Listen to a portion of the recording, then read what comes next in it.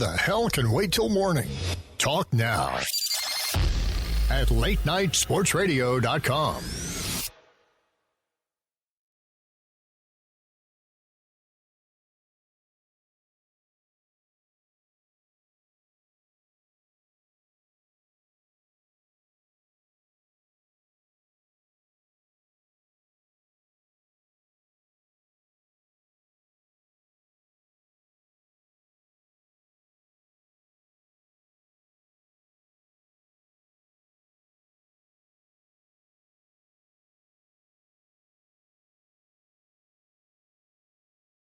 Very early season. But we were talking on break about the Cleveland Cavaliers. Do you think that there's an overreaction going on right now, underreaction, or the reaction is just right? I think it's an overreaction at this point because we're so early in the season. We saw the Miami Heat get off to a struggling start when LeBron James first teamed up with Chris Bosh and Dwayne Wade. People have to remember that this is a marathon. It's not a sprint. The season isn't going to be over if they lose 10 games before they win 10 games. Do you think that LeBron is, he can say, I'm trying to teach these guys lessons with how we play. And I get that. Like, yeah, if you're, coaching a high school basketball team, you'd rather, if you're teaching a bad team, you don't want to win a game in ugly fashion early in the season because somebody bails you out. You'd rather lose that game so you can teach off of it. But do you really buy that from LeBron, that he's trying to teach, or do you just think he's being too passive right now? I don't think that's a good example of leadership. And there's no disrespect to him, but I don't think that's the best lesson in the NBA. Where the Eastern Conference has gotten better. I don't think that the best way to teach a lesson is by losing games. Yeah, I really don't either. And if they want, the Eastern Conference is better, and I do think that's a team that does need home court advantage in the playoffs if they want to make it out of the East. Not only against the Bulls, Toronto's better, Washington's better. If they don't get home court advantage throughout, do you think that winds up being their costing factor, especially with guys that have never played playoff games? Excuse me, say it again?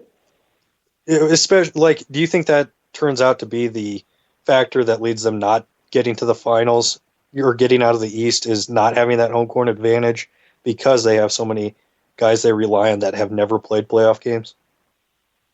I don't think it's a lot for them to get to the finals, even if they were to secure home court advantage throughout the playoffs. Because when you look at a team like Toronto or you look at the Chicago Bulls, I think these teams are superior to them. You have to remember, LeBron James is one guy, and we have not yet seen the LeBron James of old this season, whether it's the weight loss or him trying to figure out these new players. What do you think of the weight loss? We were talking about this on break. What is your take on the weight loss, and how much do you think it affects not only LeBron but affects this team going through this season? I personally feel that he lost too much weight too soon. I don't remember a time in his career, not even in his rookie season, where he shot 41% from the field.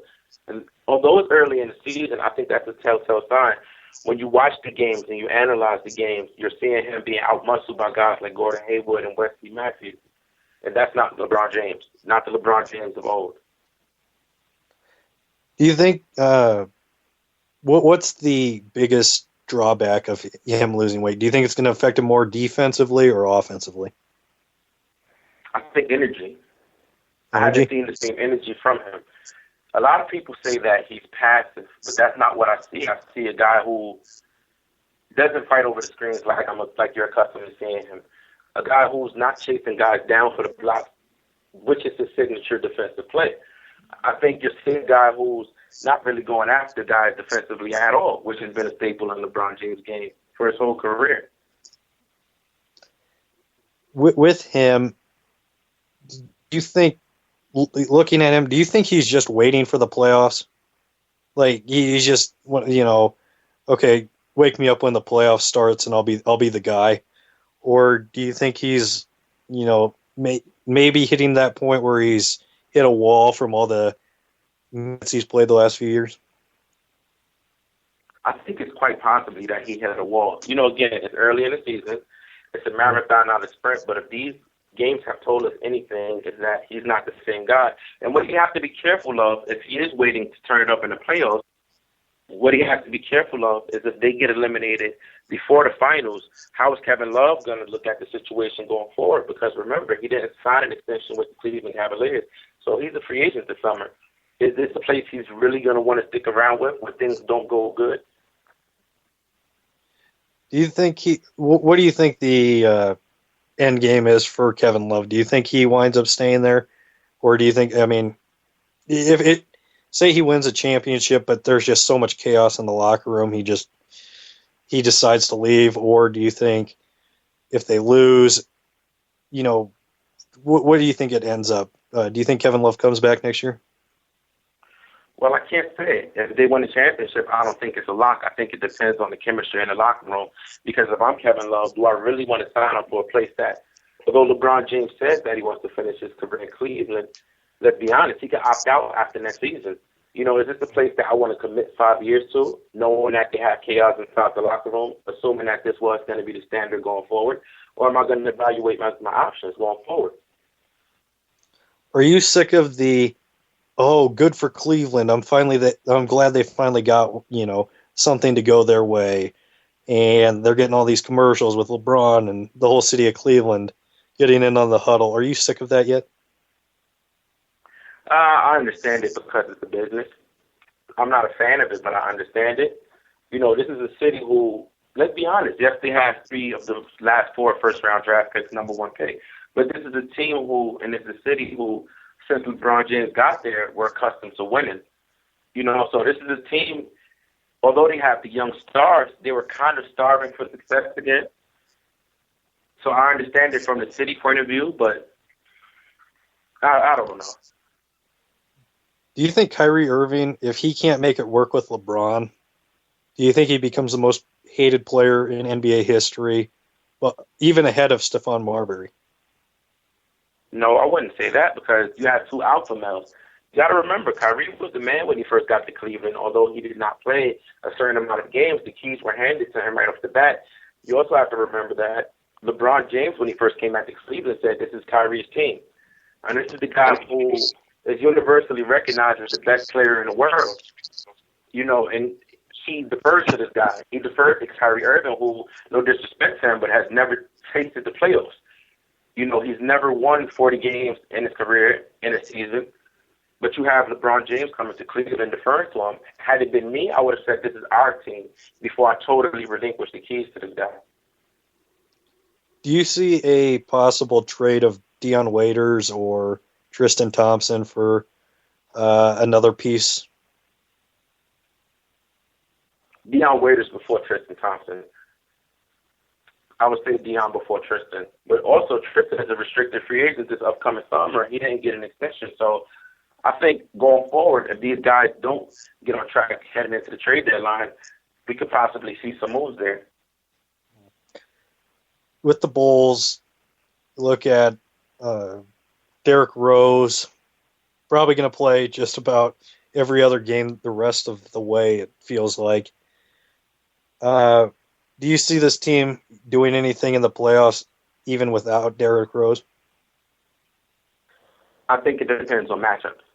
And when you look at the games that Rose has missed, yes, his ankles are hurt, but these are winnable games for them. I think that the games that they've played without him are winnable games.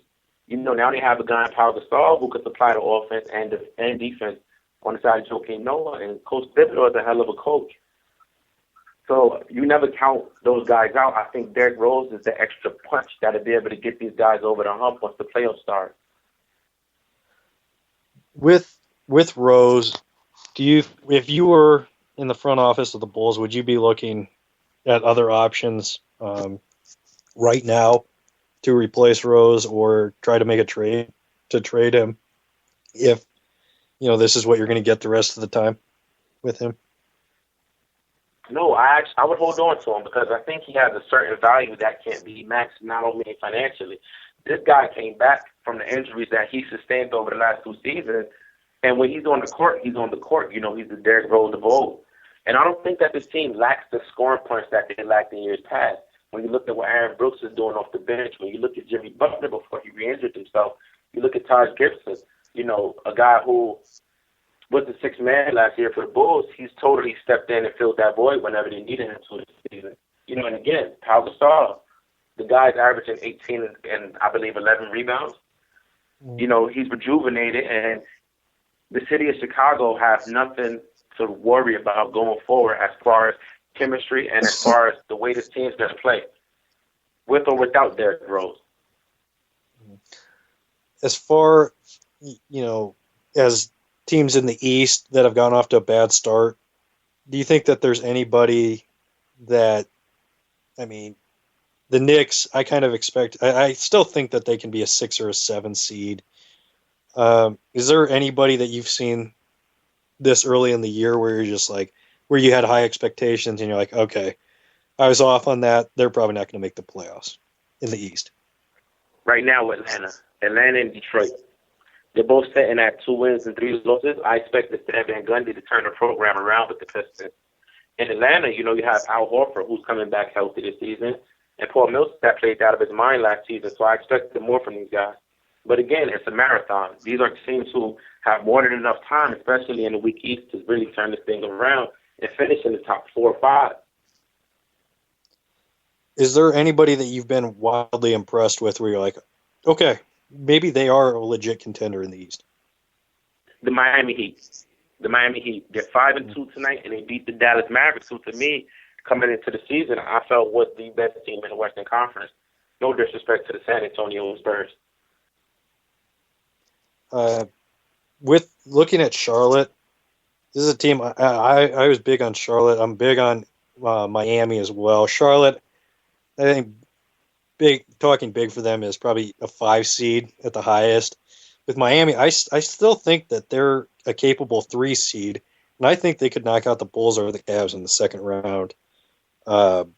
If Wade is healthy, that's a big if. But I mean, Luol Deng looks like a good fit. The rotation at point guard I kind of like, with Chalmers occasionally sliding over to 2.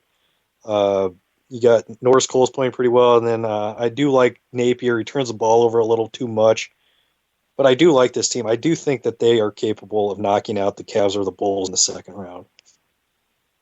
I agree. I think that Cleveland has a lot of the same issues in the interior that Miami had last season. When you look at a guy like Chris Bosh right now, he's averaging 24 and 10. You know, and Dwayne Wade seemed to turn back the time. He's averaging 19 points and 6 assists per game. So these guys have been consistent with their share of the communication as far as the winning is concerned this season.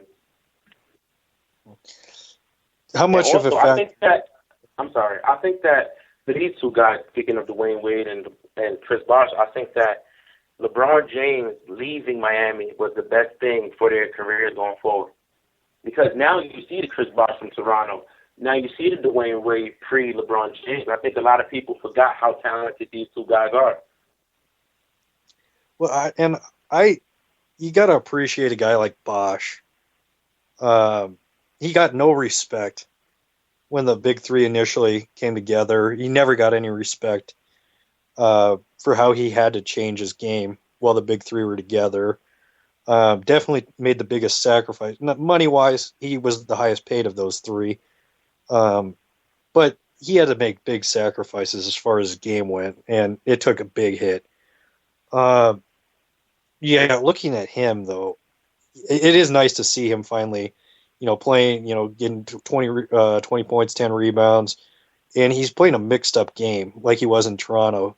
He's not always just drifting to the perimeter like he had to with LeBron and Wade driving to the basket.